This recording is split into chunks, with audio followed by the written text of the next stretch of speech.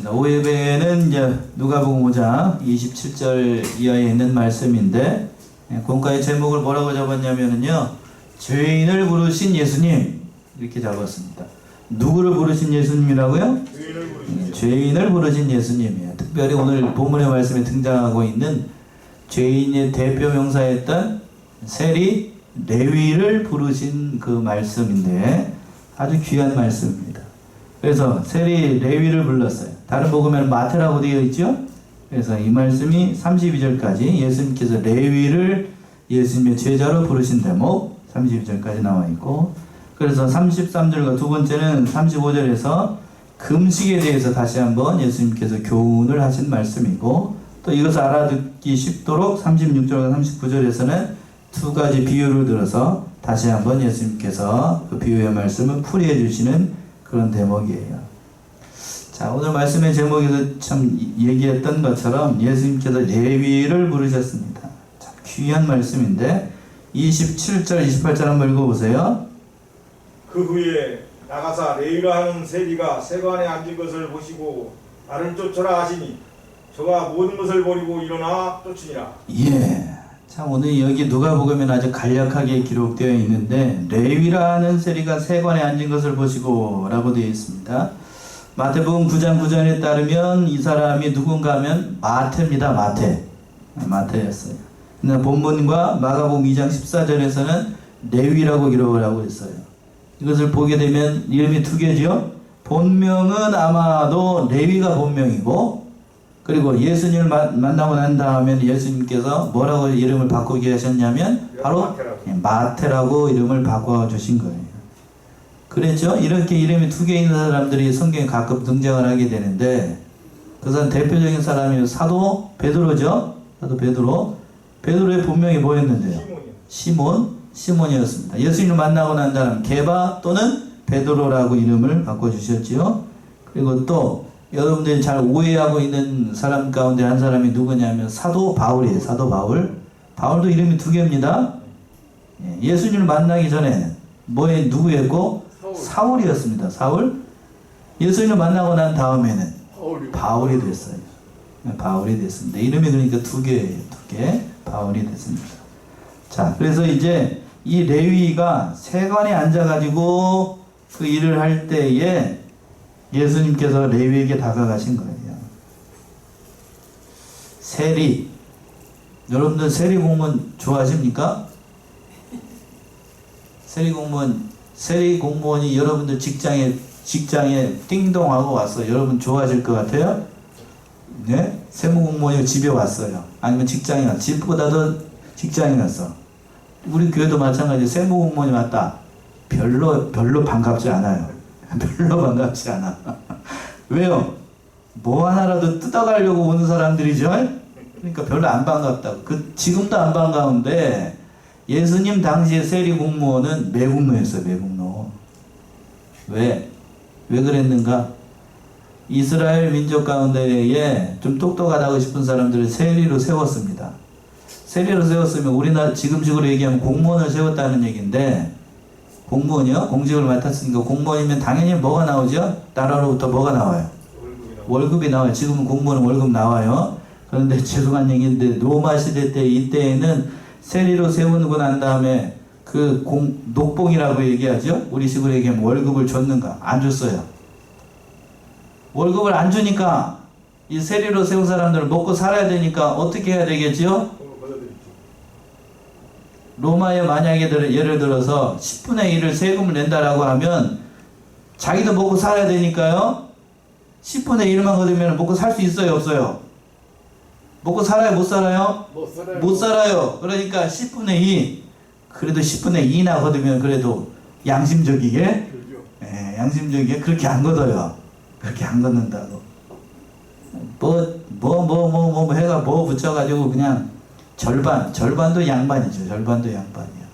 그러니까 가진 걸로 다 해가지고 세금을 뜯어갔던 사람들이 이때 당시 세리입니다. 세리. 그러니까 이스라엘 민족으로부터 손가락질 대상이 되고 매국노다. 그러니까 세리가 옆에 지나가게 되면 재수없다 그러면서 멀리 도망갔어요. 저 재수없는 새끼. 뒤에 가서 막 손가락질 했다고요. 그러나 앞에서는 뭐라고 못해요? 왜 그런가? 로마의 앞잡이죠? 우리가 일제시대 때에 순사가 무서웠던 것이 아니고 그 순사 옆에서 끈앞을 대가지고 완장차고 이상한 짓 하는 그 사람들이 더 무서웠죠? 그것처럼 여기도 마찬가지. 이 세리들 아주 그냥 못된 사람들이 많았어요. 그 사람들이 멀리했습니다. 그 세리에게 누가 가시냐면 바로 예수님이 가시는 거예요. 기가 막힌 대목이죠. 기가 막힌 대목. 그러면서 예수님께서 한마디 말씀하십니다. 나를 쫓으라. 나를 쫓으라. 나를 따르라. 세관에 앉아있는 사람이 레위라고 그랬습니다. 레위. 이름이 중요한데 레위라는 이름 어디서 많이 들어봤던 이름이에요? 자, 야곱의 아들 가운데 누가 있었죠? 레위가 있었어요. 레위.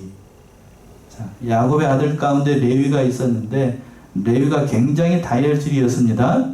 그래서 그 자기 누이를 강간하는 사람들을 가만히 보지 못하고 그냥 칼로 가가지고 다 죽여버리죠. 그러고 난 다음에 하나님께서 그 레위의 그 다혈질적인 어떤 의미에서는 의. 그 의로움을 보시고 레위에게 하나님의 뭐를 맡겼냐면 어디를 맡기죠?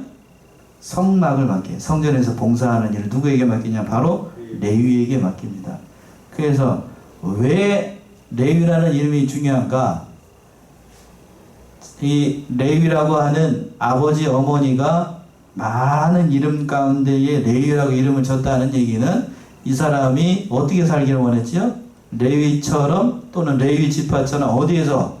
성전에서 누구를 모시고? 하나님을 모시고 그렇게 살기를 원했기 때문에 레위의 부모님들 그렇게 이름을 줬겠지요? 그런데 부모님의 기대와는 전혀 다르게 어떤 일을 하고 있습니까? 지금 뭐가 됐어요? 성전에서 쉽게 얘기하면 믿음 좋은 부모님들이 자식 아들을 낳아놔가지고 목사님 되세요 하면서 목사님이 걸맞는 이름을 딱 줬다고요. 그랬더니 목사는 안 되고 못 돼가지고 지금 그 일하고 있어 지금. 제일 유대인들이 죄인으로 취급하고 있는 뭐가 돼가지고 세리가 돼가지고 민족의 피를 빨아먹고 있으니 이름값 하고 있어요? 이름값 못하고 있어요? 이름값 못하고 있어요. 이름값 못하고 있어요. 그러니까 얼마나 비참했겠어요. 자기 부모님들은 자기를 목사님 되라고 하나님을 잘 감당하는 그런 훌륭한 사람들하고 막 이름을 그렇게 줘놨는데 자기는 세리가 돼가지고 다른 사람들도 나를 멀리하고 모든 사람들도 버림을 받는 그러한 사람이 됐어요. 그런 사람. 근데 죄송한 얘기인데 이 세리라고 하는 사람들이 물질적으로는 풍요로웠을까요? 아니면은 못 먹고 살았을까요? 잘 먹고 잘 살았어요? 풍요로웠다고요. 쉽게 얘기하면 이 세리 일을 하면서 그랬습니다. 다른 사람들로부터 돈을 빼앗아 가지고 자기의 배는 부르고 그냥 잘 먹고 잘 살았는데 다른 사람들로부터 그걸 받는 거예요. 멸시하고 조롱받고 그냥 그런 취급을 받았어요. 상종 못할 인간이라 저런 죄수없는 인간 그냥 길에 지나가다가 개똥보다도 못한 취급을 받았던 건 이 세리라고요. 세리요. 그러니까 머리서부터 그 세리의 특유의 복장이 있었거든요. 그 세리가 온다라고 하면 이미 딴 길로 가버려요. 사람들이 이미 딴 길로 가버립니다. 완전히 그냥 죄인 취급하고 그런 사람이었죠. 그런 사람. 근데 그 사람에게 누가 찾아가셨냐면 바로 예수님이 찾아가셨다. 그러면서 뭐라고 하는 거야? 나를 쫓으라. 오늘 본문의 말씀은 굉장히 짧게 기록되어 있는데 나를 쫓으라 라고 예수님이 말씀을 하시니까 그 28절에서 그랬습니다. 저가 모든 것을 버리고 일어나 어떻게 했다고 되어 있어요? 쫓았다 라고 되어 있습니다. 여기에 굉장히 많은 것들이 포함되어 있는 거예요. 모든 것을 버렸다. 왜 버릴 수 있었을까? 자, 여러분들에게 한번 물어볼게요. 잘 먹고 잘 삽니다. 세리 생활하면 잘 먹고 잘 살아요. 여러분들이 좋아하는 거 잘 먹고 잘 살아요. 근데 예수님이 갑자기 와가지고 너 나를 따르라 라고 손 딱 내밀었어요. 그러면 예수님의 손 붙잡고 따라갈 사람들이 많을까? 여러분들한테 물어보죠. 여러분 그렇게 손 딱 내밀었어요. 나를 쫓으라 라고 하면 그 손 잡고 일어나시겠어요? 아니면은 전 여기가 좋사온 여기서 앉아서 배가 남산만하게 나와가지고 떵떵거리면서 잘 먹고 잘 살겠습니다. 그러겠습니까? 어느 쪽이에요? 따라가겠다는 사람 한 사람이고 나머지 사람들은 가만히 있는 걸 보니까 그냥 여기가 좋사온이죠? 아닌가요? 제가 잘못 생각했나요? 예. 자, 왜 모든 것을 버릴 수 있었을까? 레위가 그동안 안팎으로 고난을 많이 당했다는 거죠. 떳떳하지 못한 직업. 다른 사람들한테 얘기를 잘 못했을 거예요. 나는 세리입니다. 이미 사람들이 다 알고 있었겠지만. 누구에게 자랑할 만한 것도 못 되고, 육신적으로는 배부르고, 잘 먹고 잘 살았는데, 뭐가 갈급한가? 어디가 갈급해요? 제가 어디 만지고 있죠? 심령이 갈급해요. 사람 취급도 못 받고 하나님으로부터도 버림받은 사람이라고 손가락질 당합니다. 그러니까 갈급해요. 갈급해. 그런데 그 사람에게 누가 찾아오시냐면 쩌벅 누가 오셔요? 예수님이 딱 여기 이제 제가 이렇게 일하고 있어요. 일하고 있는데 예수님이 옆에 와가지고 나를 좇으라 라고 얘기를 하니까 레위가 받았을 은혜, 여러분들 한번 생각해 보세요. 사람 취급도 못 받는 사람한테 예수님이 와가지고 나를 좇으라 손 내밀으셨어요. 그 의미를 레위, 뒤에 가서 마태가 이름이 바뀌게 되는데 마태가 그 의미를 다 알아요. 왜 그럴까요? 인생 막장까지 떨어져 보고 나니까, 인생 막장까지요 떨어져 보고 나니까 이 돈, 명예, 권세 이런 건 아무것도 아니라는 사실을 누가 알아요? 이 세리, 레위가 알아요. 세리가 압니다. 그런 거 다 중요한 게 아니다. 그런 게 다 중요합니다. 사람 취급을 받아야 되고, 사람으로부터 인정을 받아야 되고, 하나님으로부터 인정을 받아야 되는데, 살 수가 없다는 거지요. 근데 그 사람에게 와가지고 예수님이 손을 내밀고, 나를 따르라 그랬더니, 아마 이걸 영화로 만든 그런 대목들도 있는데, 그래서 레위가 이 마태가 예수님이 손 내미실 때에 펑펑 울었어요. 펑펑. 그 의미가 뭔지를 아니까요? 펑펑 웁니다. 그리고 난 다음에 모든 것을 다 버리고 예수님을 쫓아가요. 그러니까 어떤 의미에서 보게 되면 그렇습니다. 인생 막장까지 떨어지고 나로서는 어떻게 할 수 없는 지경에 빠지는 것이 인간들에게는 어떤 의미에서는 좋을 수도 있어요. 예. 내 힘으로 감당할 수 없는 일을 만나야 그때부터 누구를 찾기 시작하니까요? 하나님 찾습니다. 내 힘으로 할 수 있고 내가 할 수 있습니다. 젊고 또 뭐를 할 수 있는 지혜가 있고 다른 사람보다 능력이 있으면 하나님 안 찾아요. 사람은 그렇습니다. 사람은 그래요. 돈 많고 이쁘고 반반하고 그러면 절대로 하나님 안 찾아요. 하나님 안 찾습니다. 사람으로부터 버림받으니까 다 버리고 나갈 수 있었던 거예요. 그러고 난 다음에 레위가 예수님을 쫓아갑니다. 여기까지요. 예수님을 따라가요. 끝까지 따라갑니다. 제자로서의 삶을 살아가게 됩니다. 그리고 난 다음에 이 레위가 무슨 일을 했는가? 그 말씀 29절에 있는 말씀이 또한 중요하죠. 29절 보시면 레위가 예수를 위하여 자기 집에서 큰 잔치를 하니 세리와 다른 사람이 많이 함께 앉았느니라. 예, 레위가 예수님을 위하여 자기 집에서 큰 잔치를 베풀었습니다. 이 마태가 예수님 만나고 난 다음에 잔치를 베풀었는데 주위에 있는 사람들, 많은 사람들을 초청했어요. 근데 초청한 사람들이 어떤 사람들인가를 보세요. 세리와 다른 많은 사람이 함께 앉았다. 이 누가복음에 이렇게 기록되어 있는데 마태복음을 한번 가보세요. 마태복음 9장 10절.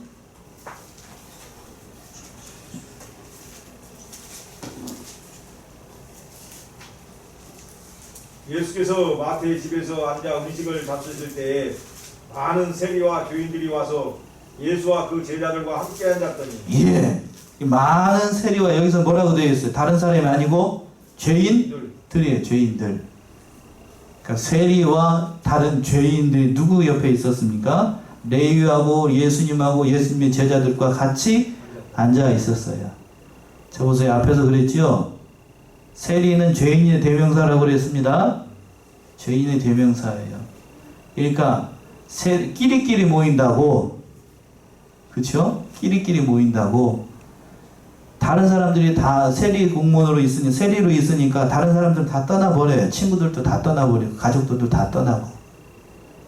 이 옆에 남는 사람이 누구인가? 자기하고 같은 사람. 누구만 남아요? 세리. 그리고 또 죄인들만 옆에 남습니다. 그러니까 그 사람들을 불러요. 그 사람들만.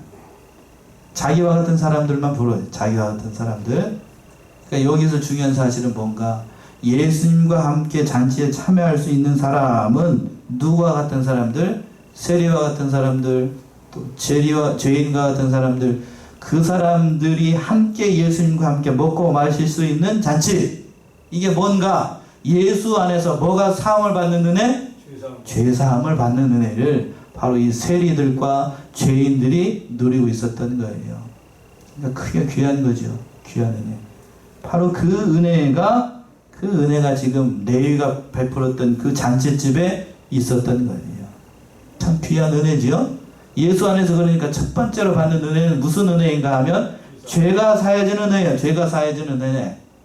세리가 그럼 바로 그런 은혜를 받았던 겁니다. 자, 여기서 또 한 가지 말씀 준비하면서 그런 생각이 들었는데, 예수를 10년, 20년 믿으면 옆에 친구들이 남아있나요? 아니면 친구들이 다 떠나가나요? 10년, 20년 믿었는데 세상 친구가 옆에 남아있다라고 하면 여러분들 수상한 거예요. 예? 뭐요? 자, 집사람이 저보고 하는 얘기 중에 한 가지가 그러는데, 당신은 어떻게 그렇게 친구들이 없냐고 이렇게 얘기를 합니다. 목사 옆에 세상 친구들이 남아있으면 그게 제대로 된 목사일까요? 여러분들 어떻게 생각하셔요? 목사인데, 목사 일을 하고 있는데 금요일날 저녁에 한 6시나 7시쯤 퇴근할 때쯤 전화해가지고, 어이 아무개 목사 오늘 한 잔 찌끄리지? 그렇게 전화가 왔어요. 그럼 그 이상한 목사예요? 아니면 제대로 된 목사예요? 예? 그 이상한 목사 아니에요 그거? 그쵸? 그런 거 아니에요. 당연히 세상 친구가 다 예수를 믿으면 어떻게 돼요? 세상 친구가 다 떨어져 나갑니다. 다 떨어져 나가요. 그래서 교회에서 10년, 20년 중직으로 봉사하게 되면 죄송한 얘기인데 가족들도 멀리해요. 예? 가족들도 멀리합니다. 가족들도 멀리해요. 교회에서 장로로 한 교회에서 20년, 30년 벌려 하잖아요. 죄송한 얘기인데 제가 옆에서 보니까 장로님, 사모님들도 장로님을 별로 안 좋아해요. 예? 왜 그럴까요? 제대로 된 장로님은 교회를 먼저 생각합니다. 그래서 뭐만 생기면 교회에 무슨 도움을 줄까? 교회 이번에 사업을 해가지고 쟀는데 이번에 했으니까 교회가 좀 어려운 일이 있었는데 교회에다 이걸 바쳐가지고 물질적으로 좀 어려운다 하지 않겠다 해가지고 다 갖다 바쳐요. 그냥 뭐만 갖다가 바치고. 그러니까 옆에 있는 사모님이 좋아할까요? 싫어할까요? 별로 안 좋아해요. 별로 안 좋아해. 뭔 얘기를 해도 너무 진도로 많이 나왔네. 옆에 있는 사람들, 교회생활, 믿음생활 열심히 하게 되면 그런 사람들 다 떠나가게 돼요. 오늘 본문의 말씀에 돌아와서 세리도 마찬가지예요. 세리 공무는 열심히 충성 봉사하니까 좋은 사람들은 다 어떻게 되고 다 떠나가고 뭐만 남아요? 죄인들만 남습니다. 바로 예수 안에서 그런 은혜를 받았던 거예요. 그래서 로마서를 한번 가봅시다. 로마서 3장 23절 24절. 참 귀한 말씀이죠. 로마서 3장 23절 24절. 모든 사람이 죄를 범하였음에 하나님의 영광에 이르지 못하더니 그리스도 예수 안에 있는 구속으로 말미암아 하나님의 은혜로 값없이 의롭다 하심을 얻은 자 되었느니라. 예, 다 죄인인데 예수 그리스도의 구속으로 말미암아 의롭다 하심을 얻은 자, 바로 지금 누가요? 오늘 본문의 말씀에서 세리, 마태, 레위가 예수 안에서 의롭다함을 받은 은혜, 죄사함의 은혜를 누리고 있었던 거예요. 얼마나 그러니까 감사해요. 거기에 있는 모든 수많은 사람들이 예수 안에서 죄가 사해지고 같이 밥을 먹고 같이 은혜롭게 할 수 있다는 것이 얼마나 귀한 은혜인가. 바로 예수님과 함께 식사하는 그 자리가, 좁은 의미로 얘기하면 그 자리가 지금 천국이었던 겁니다. 천국. 그러나 그 천국 잔치에 참여하지 못하고 예수님과 함께 있다는 사실이 얼마나 귀한 것인지를 모르는 사람들은 뭐라고 힐문하는가? 30절처럼 힐문하죠. 30절이요. 바리새인과 저희 서기관들이 그 제자들을 비방하여 가로되 너희가 어찌하여 세리와 죄인과 함께 먹고 마시느냐? 예. 너희가 어찌하여 세리와 죄인과 함께 먹고 마시느냐? 안타깝게도 이러한 은혜, 곧 죄사함의 은혜를 예수 안에서 죄사함의 은혜를 경험해 본 적이 없는 사람들은 율법에 가로막혀 가지고 너희가 어찌하여서 세리와 그리고 죄인과 함께 먹고 마실 수 있느냐라고 질문하는 겁니다. 당연한 얘기 아니겠어요? 왜? 예수를 믿어본 적이 없고 하나님 안에서 죄사함의 은혜를 경험해 보지 못한 사람은 여전히 뭐가 남아있으니까요? 죄를 사해본 적이 없으니까 자기 안에 뭐가 여전히 남아있어요? 죄가 남아있으니까 죄인밖에 안 보여요. 죄밖에 안 보여요. 그러니까 그렇게 힐문을 하는 겁니다. 너희가 어떻게 세리와 같은 이런 죄인과 같은 사람과 같이 먹을 수 있느냐? 그렇게 힐문을 합니다. 그랬더니 예수님께서 31절 32절과 같이 명대답을 하시는 거예요. 31절 예수께서 대답하여 가라사대 건강한 자에게는 의원이 쓸데없고 병든 자에게라야 쓸데있나니 내가 의인을 부르러 온 것이 아니오 죄인을 불러 회개시키러 왔노라. 예, 당연한 말씀 아니겠어요? 건강한 자에게는 의원이 쓸데 있어요, 없어요? 없어요. 육신적으로 건강합니다. 의사가 필요 없지요. 그리고 또 병든 자에게 있는 거예요.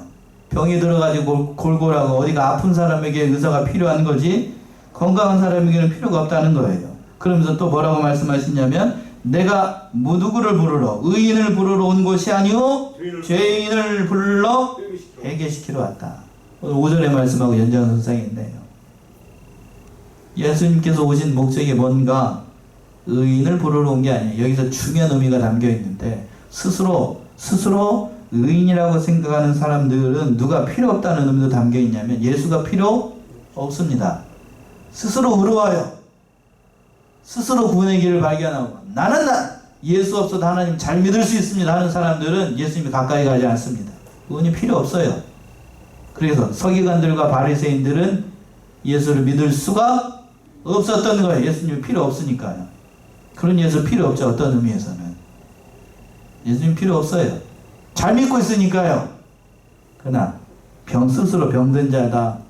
나는 예수 없이 살 수 없습니다. 예수님 없으면 나는 아무것도 아닙니다. 바로 세리와 같은 사람들, 창기와 같은 사람들, 죄인인 사람들, 문둥병자, 오늘 새벽에도 그랬는데 병든 자들, 육신의 병이든지 심령의 병이든지 예수가 필요한 사람만 예수를 믿어요. 맞지요? 오늘날에도 마찬가지입니다. 예수 없이는 살 수 없습니다. 이 시간 마스크 쓰고 예배드리는 이 사람들 우리는 누구를 인정하니까요? 예수님이 필요하니까 이 자리에 앉아있는 거 아니에요? 예수 없으면 저는 살 수 없습니다 하는 사람만 그 자리에 참여할 수 있는 거예요. 그래서 로마서에 있는 것처럼 기록된 바 의인은 없나니 하나도 없어요. 바로 자기가 죄인이라는 사실을 깨달은 사람만 그 자리에 참여할 수 있었던 겁니다.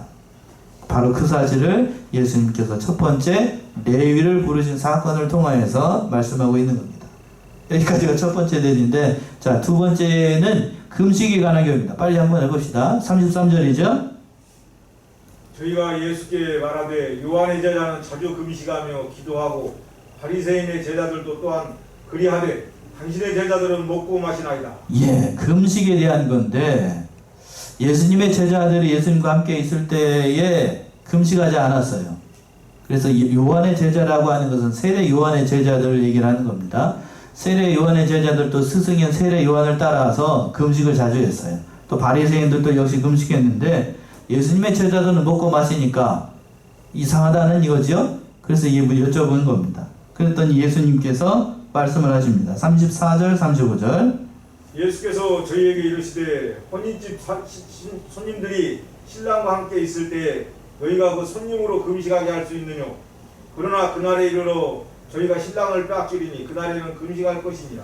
예, 예수님께서 이 금식에 대한 교훈을 가르쳐 주시기 위해서 여기서는 혼인집 신랑을 예를 들어서 설명을 하고 있는 겁니다. 이스라엘 가운데의 혼인 잔치는 아주 귀한 잔치 가운데 하나예요. 자, 전에도 한번 얼핏 말씀을 드렸지만 이스라엘은 그때 당시 유대는 결혼식을 몇 번 한다고요? 결혼식 몇 번이요? 제가 손가락 몇 개 피고 있죠? 2번 해요, 2번. 뭔 결혼식을 2번씩이나 한다냐? 그래, 그들 문화가 그래요. 한 번은 어디 집에서 하냐면, 어디 집에서 할까요? 신부 집에 가서, 신랑이 신부 집에 가서 결혼식을 합니다. 그걸 신랑이 신부 집에 가서 결혼하는 걸, 그걸 뭐라고 하냐면 성경에서 정혼이라고 얘기해요. 정혼. 이해되십니까? 정혼. 정혼한 부부가 있었죠? 성경에서. 누구죠? 대표적으로 앞에서 봤어요. 요셉과 마리아. 그러니까 요셉이 누구 집에 가서 결혼식을 한번 올린 거예요, 지금? 마리아 집에 가서 결혼식을 올렸어요. 그러면 이들은 뭔가 하면 앞으로 이 사람은 둘 사이에 법적으로 부부가 될 사람들입니다. 그러면서 법적, 정식으로 부부가 될 사람들입니다. 하고 신부 집에서 결혼식을 올렸으니까 부부예요. 법적으로 부부. 그러나 실제적으로는 부부일까요? 부부가 아닐까요? 실제적으로는 아직 부부가 아니에요. 실제 부부는 언제 부부가 되는가? 신부가 누구 집에 와서 결혼식 한 번 더 해야 돼요? 신랑 집에 와서 한 번 결혼식을 해야 돼요. 그게 요한복음 2장에 있는 잔치예요. 요한복음 2장에 이해되시지요? 예, 그 혼인집 잔치를 하는 겁니다. 그러니까 이래서 오늘 본문의 말씀에서 하는 것도 그 혼인집 제기를 하는 건데, 혼인집 손님들이 신랑과 함께 있을 때에, 그렇죠, 큰 잔치잖아요. 혼인잔치를 하고 있는데 금식한다라고 하면 뭐 있을 수가 없는 얘기죠.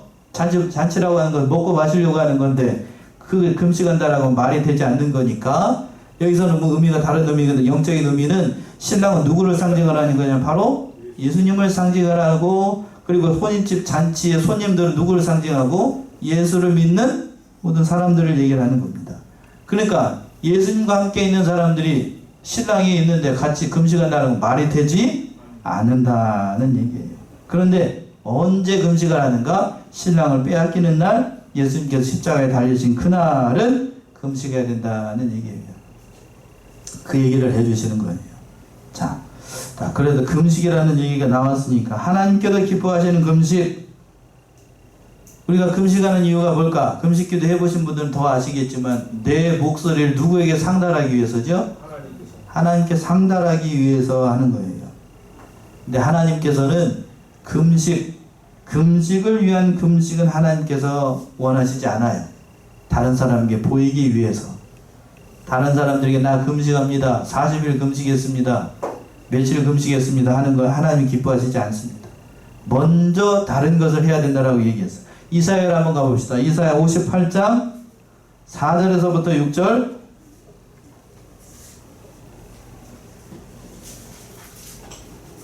이사야 58장 4절에서부터 6절이요. 보라, 너희가 금식하면서 다투며 싸우며 악한 주먹으로 치는도다. 너희의 오늘 금식하는 것은 너희 목소리로 상달케 하려 하는 것이 아니라 이것이 어찌 나의 기뻐하는 금식이 되겠으며 이것이 어찌 사람이 그 마음을 기롭게 하는 날이 되겠느냐. 그 머리를 갈대같이 숙이고 붉은 배와 재를 펴는 것을 어찌 금식이라 하겠으며 여호와께서 연락받을 날이라 하겠느냐. 나의 기뻐하는 금식은 흉악의 결박을 풀어주며 멍에의 줄을 끌어주며 압제당하는 자를 자유케 하며 모든 멍에를 꺾는 것이 아니겠느냐. 예, 하나님이 기뻐하시는 금식은 외면적으로 뭐 굵은 배를 놓고 죄를 뒤집어 쓰고 온갖 그냥 얼굴에다가 그냥 나 금식해요, 예, 이렇게 하는 걸 금식이라고 하는 게 아니고, 다른 사람들도 모르게 이웃을 사랑하는 마음으로 하나님을 가까이 할 목적을 하는 것, 그걸 기뻐하신다는 얘기겠죠. 그 금식에 대해서 교훈하는 겁니다. 못 알아듣으니까 예수님께서 두 가지 비유를 더 들어서 말씀을 하시는데 36절에서부터 비유를 하시죠. 36절이요. 또 비유하여 이르시되 새 옷에서 한 조각을 찢어 낡은 옷에 붙이는 자가 없나니 만일 그렇게 하면 새 옷을 찢을 뿐이요 새 옷에서 찢은 조각이 낡은 것에 합하지 아니하리라. 계속해서 새 38절까지. 포도주를 낡은 가죽부대에 넣는 자가 없나니 만일 그렇게 하면 새 포도주가 부대를 터뜨려 포도주가 쏟아지고 부대도 버리게 되리라. 새 포도주는 새 부대에 넣어야 할 것이니라. 예.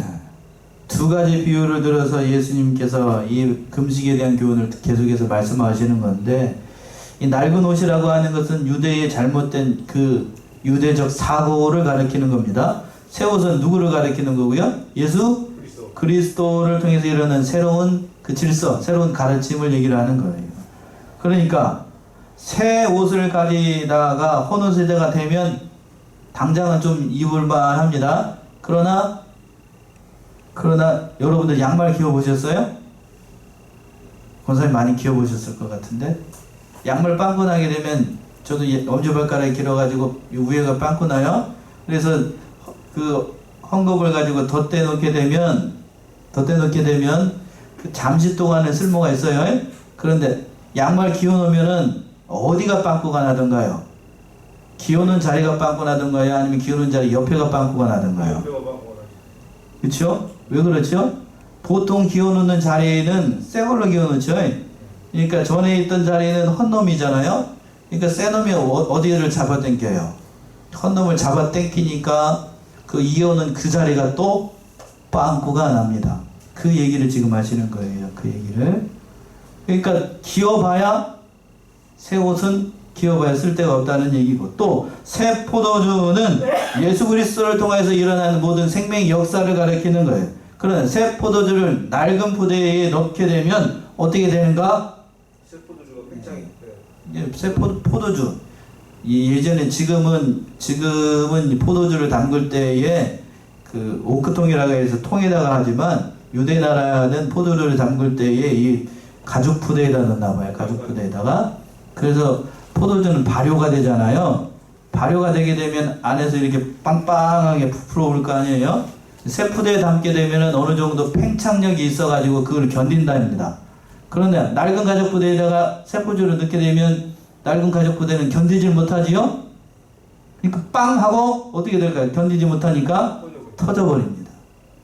이 영적인 의미가 담겨 있는데, 그러니까 옛날에 묶어 있었던 그런 율법주의 안에다가 뭐를 넣게 되면, 예수 그리스도의 생명의 역사를 넣게 되면 그 유대 율법주의적인 그걸로는 예수 그리스도의 생명의 역사를 담을 수 있다고요? 없다고요? 없다는 얘기입니다. 그러니까 새 포도주는 어디에다가 담아야 된다? 새 포도주에 넣어야 된다는 얘기예요. 그러니까 하나님의 말씀, 예수님의 말씀은 그 모든 말씀들을 이루기 위해서 오셨다는 사실을 얘기하시는 겁니다. 자, 마지막으로 39절 보시면, 39절. 묵은 포도주를 마시고 새 것을 원하는 자가 없나니 이는 묵은 것이 좋다 함이냐. 예, 자, 이 누가복음에만 있는 그런 말씀인데, 이게 긍정적인 의미로 한 말이 아닙니다. 결론부터 말씀을 드리면, 잘 보세요. 39절 중요한 말씀이에요. 묵은 포도주를 마시고 새 것을 원하는 자가 없나니. 자, 새로 담긴 포도주가 좋아요? 아니면 이거 떼놓고 지금까지 한 얘기 잠시 내면놓고 이제 우리 인간적으로 생각을 해보자고요. 오래된 묵은 포도주가 좋아요? 아니면 오래 담근 포도주가 좋은 거예요? 오래된 게 좋죠? 고추장도 오래 담근 고추장이 좋아요? 아니면 재작년에 담근 고추장이 좋아요? 오래된 게 좋아요. 간장이 오래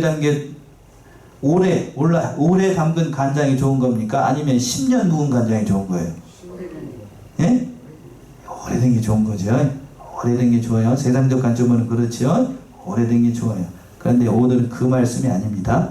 자, 묵은 포도주를 마셨다는 얘기는 이때까지, 지금까지 유대 율법에 젖어가지고 유대의 모든 말씀들, 그 말씀들이 옳다라고 먹어본 사람은 새것, 예수 그리스도께서 오셔가지고 새롭게 일어난 모든 일들을 원하지 않아요.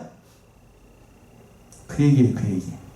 그걸 원하지 않습니다. 이는 이제까지 먹었던 게 뭐 더 어떻게 하니까요? 더 맛있어요.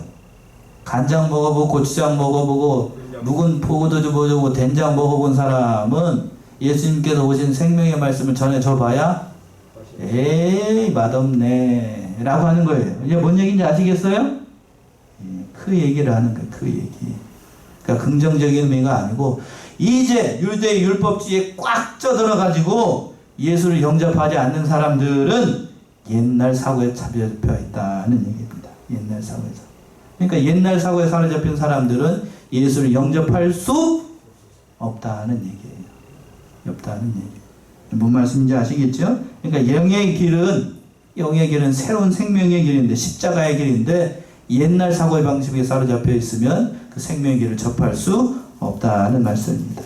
자, 오늘 이 말씀을 통해서 우리 자신을 돌아보고, 자, 우리 레위를 부르셨던 것처럼, 또 금식에 대한 교훈의 말씀처럼, 참, 레위와 같은 사람이 하나님의 은혜를 입어서 예수님의 제자가 됐다는 사실, 얼마나 귀한 말씀인지 다시 한번 우리 자신을 돌아보고, 하나님께서 우리 자신을 부르신 것이 귀한 은혜인지를 깨닫고 그 믿음을 충성해 나가는 저 여러분들이 다 되시기 바랍니다. 기도하겠습니다.